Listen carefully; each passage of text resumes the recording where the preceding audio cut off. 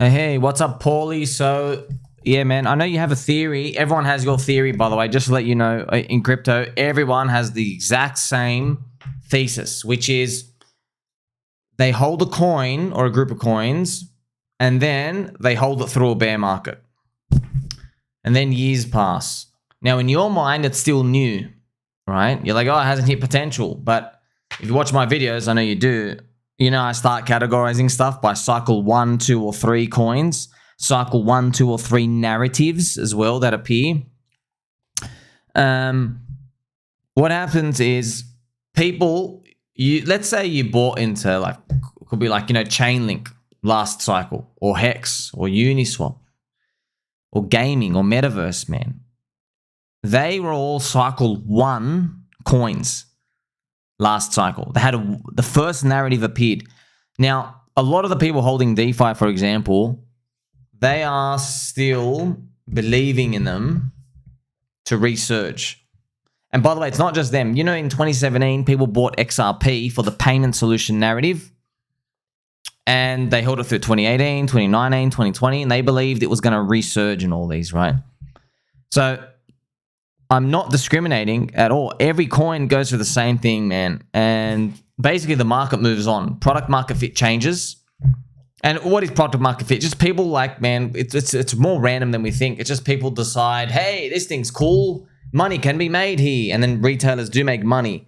And so what ends up happening is people pay more attention to it. They just want to mint more coins in that topic, right? I mean, like, even look at the AI coins, man. The AI wouldn't have AI in crypto, man. It's just Nvidia went up and everyone wanted AI exposure. So it's tough, okay? So for everyone else who's paying attention, it is important to grasp. It's that every single person, you get in, there's a group of coins, and then it ages over time. That's it. It just gets older. And then you believe that holding over time somehow gets a slingshot of the narrative boost to come back and like soak up all the excess misallocated money out there, because that's what people believe, right? They think, oh, money in meme coins is misallocated, and money in like AI is misallocated, money in real world assets is misallocated, because pretty much what everyone believes is they believe that they're in the value thing, coin, and then everything else is like gambling and it should come back and rotate in. But actually, it doesn't happen.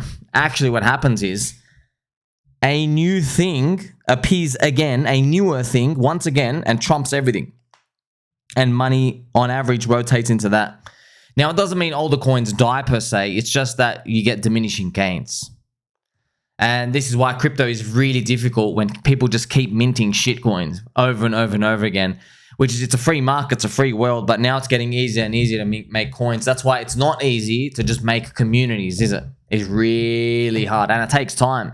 Like, for example, let's say all the coins I like memeing them, man. We like having fun with them, and we see all the ups and the downs and the bear markets and the minus 90%, and there's FUD accusations and all these, but the more you sit through them, it builds a base over time. However, you will not get the first shine effect. You don't get this graceful period of this magical rotation where everything else gets sold off and they come into your coin. Because what you end up finding off is you'll find that the people selling the other coins, they are like gamblers themselves. And then they will go rotate to something else new. They don't go back. Retailers never go back, man. There's thousands of examples I can show you. And you got to be careful as well, because if I say certain names, you'll have like this bias view where you're like, oh yeah, of course that should never go up because it's poop. But XRP, man, XRP, sir, was $3 at one point. You could type in XRPD. XRP was literally 30% of the entire crypto market, literally about 1/3 of the entire crypto money allocated. The value stored in the entire crypto industry was freaking XRP. Payment solutions, all right? So this is just to show you, right? Payment solutions, they actually came back. So this is cycle 1 of them, cycle 1 payment solutions, right? That's why actually XRP had the biggest burst in here, okay? So payment solutions came back. Let's actually check out, you can actually see an XRP BTC chart, right? They came back. However, XRP got none of it. So this is just how payment solutions evolved. Payment solutions, they morphed from what XRP was providing and then moved towards stable coins, and it also moved towards people paying for decentralized block space. So stablecoins sat on Bitcoin and Ethereum. Bitcoin didn't work, right? Ethereum allowed them to work. And Tron, as you get to see it today, right? So the payment solutions, man, I'm just telling you, man, XRP is and was the payment solution standard. What ends up happening? Well, look what ends up winning, man. It doesn't end up being XRP that wins. This is Tron. This is Tron's chart. Okay, see this? Look at this Tron, yeah? Tron doesn't participate in the bull market and it starts to run up. So I'm just showing you, like, the payment solution is such a great example, right? It was given to XRP. You had 30% dominance in the whole industry and you flunked it. You flunked it. See, here's the thing, man. You know, last cycle. So rewind 4 years ago, 2020. I remember sitting in this squeaky chair. Everybody had a lot of theories. And, you know, a lot of people made the case that coins like XRP and Litecoin and Tron, all these older coins, they had established communities and they would be the biggest pumpers. And it made sense because you had established communities, man, because you're not going away. You survived through a zombie virus. You survived through all the capitulations. You survived through everything. How wrong they were, man. Now, I had bullets allocated everywhere because I didn't know. No one knew. And you got to remember, man, I even allocated to profitable protocols. No one gave a shit. The market didn't care. It is what it is, man. We can't argue with it, right? You tell the market that you want it to reallocate capital to old stuff. It's not going to do it. It's not going to do it. Instead, look, man, instead of literally, just think about this, right? If you're looking at, look at XRP, you have a payment solution, all right? You have literally a payment solution coming out here, but then something like Doge appears, and look what ended up happening, okay? Doge appears, man, and Doge does a 250x, okay? So it does literally nothing. Man's best friend, mean. You getting the point now? New stuff appears, and by the way, you know, Doge, fantastic unicorn example because Doge was its third cycle here. It was its third cycle. So, you know, people ask me, hey, how come Doge went up? It was a third cycle. It's meant to be a curse. Yeah, but here's the thing. Doge was given first cycle narrative advantage. Memes were not a narrative in the first two crypto cycles. They only became a narrative in 2021. See? So that's also one of the reasons why I think Chainlink will do well this cycle. Chainlink is an Oracle. Oracle are now in cycle 2. But Chainlink is a big booster of real-world assets, which is in cycle 1. So that's why I think Chainlink has a bit of an advantage compared to other cycle 2 coins as we move on towards the bull market because it's going to be boosted, I think, by real-world assets. It's a new thing, you see? A lot of it is just, it's more random than you think as well, right? Like, and by the way, just because you're a cycle 2 coin doesn't mean you can't do great. Look what happened to Solana. But look at the odds, man. Out of 500 coins, I know them off by heart. The ones that actually went up. Floki, Fetch, Injective Protocol, Solana, and BNB. 5 coins. The other 495 wrecked. Okay? But here's the thing, right? Whenever I say this, the Kaspa guys come out. They go, hey, Kaspa's doing well. Yeah, bro, but Kaspa's not. Look where Kaspa came out, 2022. Kaspa is in its first cycle coin. Okay, you see this?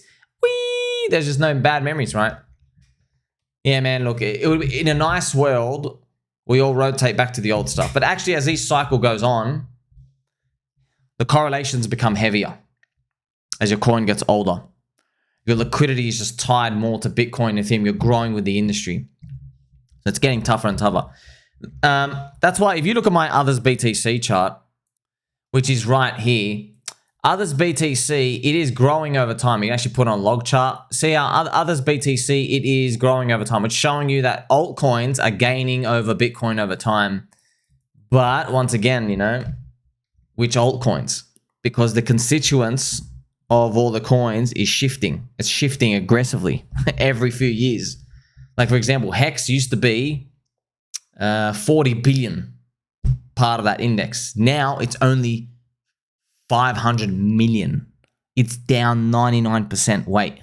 So how did the index replace 40 billion? Well, you have things like Solana's up higher now than what it was before. Its market cap is higher.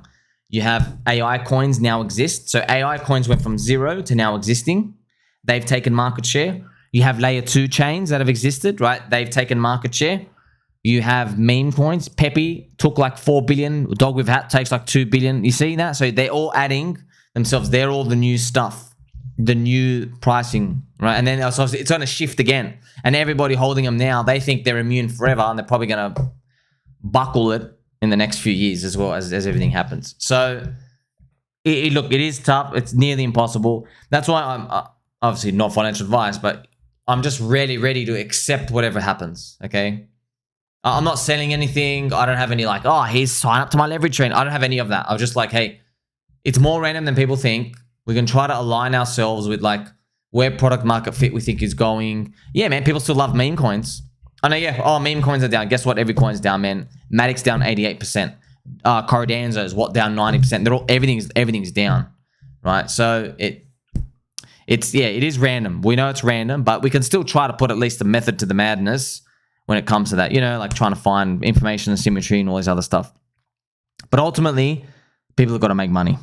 I mean, people must start making money. There's emotional dollars thrown into like a certain sector. But man, you know, there's 500 sectors now, right? Even if a lot of them overlap, there's 100 sectors. How are you going to pick the winning sector? It's like, it's difficult. And I know, not to put more pressure, but it actually makes it tough. When a narrative reappears, there's usually new coins that encapsulate it. So meme coins appeared even as a cycle, right? Again, in this one. That's why I was like, it's a miracle. Yeah, meme coins are back. It's from 2021. However, it's not Doge and Shib pumping. Now we have Pepe and Dog with Hat. Okay, they weren't around in 2021. So your sector is right, but people made new coins. Makes you think, right? If DeFi is going to do well, it's going to be new coins in DeFi. That's why, you know, maybe we even look back and people say, oh, DeFi did well, but it was PulseX and PulseChain that did well. Because PulseChain is an alternative layer 1 chain for Ethereum, right? Alt layer 1, that's also cycle 2. PulseX is a DEX, right? People might say that. They might say that in the future. They go, well, of course, they're like, they were the brand new ones. It did better than the existing ones. But obviously then you have to ask how much better. Okay, so you put all that together, you know, altcoins are doing great over time, but there is never this magical rotation where people just go back to the old stuff. Everybody thinks it is going to happen to the old coins. They're like, oh, it's all going to rotate back in now, man. But why would they rotate in? Because you own it? That's not a good enough reason. Does it make cash flow? Most things don't. Well, here's the sad part. Even stuff that does make cash flow, this is the funniest part ever. MakerDAO makes one of the most cash in all of crypto. No one gives a shit about their token. Like, honestly, no one gives a shit about their token. And I can just like prove it here to you. But this is literally Maker ETH chart. Okay, Maker ETH. And look at it round trip, bro. It's gone back down to March 2017. Okay, so, oh, bro, that is disgusting. Are you serious? That is, oh my gosh, bro. You've round tripped. Oh boy, you've literally round tripped 8 or 9 years. And it's actually inspired me just to make this post, just to like put them on twits, man. Make it down 8 years round trip. That's can you believe it, bro? March 2017. You've literally freaking round tripped. All that risk. One of the most profitable protocols in crypto. So you're talking about, hey, I think everybody's going to rotate to my old stuff. Okay. If people are going to come back to fundamentals, there's only one fundamental that they actually come back to. It's called cash flow and their positive earnings, right? It's round tripped 8 years. Like, just makes you lose faith in crypto, honestly. Total utter failure that these things happen. But you get upset on one hand. On the other hand, you're like, well, look, the market's speaking to us, man. It's speaking to us. It's saying, don't place the memes from Boomer World, traditional finance. Do not place them in crypto thinking they're going to get the same results. They are not stocks. And it makes sense, man. Makes sense because think about this. If you were somebody who likes tinkering with price to earnings ratio and profitability stuff, why go into crypto? There's nothing here for you. You got barely any selection. They all get wiped out in a bear market. The protocols can be abandoned in literally 5 seconds. There's no fiduciary responsibility by a CEO to make profitable things, okay? You're getting dumped on endlessly, okay? No one can go to jail. They can just do the runner. And the competition is fierce. It's open source. It's literally the worst thing to join. If you're a stock market minded person like Warren Buffett, future cash flow earnings and balance sheet cash flow fundamentals and balance sheets. If you're the type of guy, go choose one of the 3,000 stocks floating out there. Don't come to crypto, waste your time. Case in point, Doge, SHIB, Peppy, dog with hat. All right. Even Solana's going up. It's paying itself from inflation. You see what I mean? The market keeps sending a signal to everybody. Don't try this stuff. We don't like it. Now, if we got enough of the world in, we got 520 million people in crypto. If we got 5 billion and all the big funds and stuff, they'll probably invest in crypto the same way they do in stocks. However, they do have the money. They don't have the people. We are the people and we don't invest like that. But who's going to win? Is they have the cash. Are they going to invest off it? What if we don't invest in it? What if we just keep holding Doge? See? That makes it tough. But we don't have to worry about that part. I'm just telling you that the market's choosing right now, and they keep minting a new narrative, a new thing. If you watch one of my videos, I literally called it bull market speculation vehicles. That's what meme coins they're like the most, you know how Bitcoin's the most pure form of money? Yeah, meme coins are the most pure form of bull market speculation vehicles. Okay, it's literally going, hey, we know we're all dead in a bear market. We know we're all dead in 5 or 10 years. Sweet. You want a bull market speculation vehicle? You want leverage on everything going up and no forced liquidation point? Sweet. Get in a meme coin. That's what pretty much the market's saying. All right. And nobody can say anything to that because show me one coin that survived the bear market. Okay. There's literally less than 1%. So you know, we're battling a lot of things here. That's why, look, there's so many variables to throw in. I throw in the towel and I say, you know what? We'll get what we're going to get.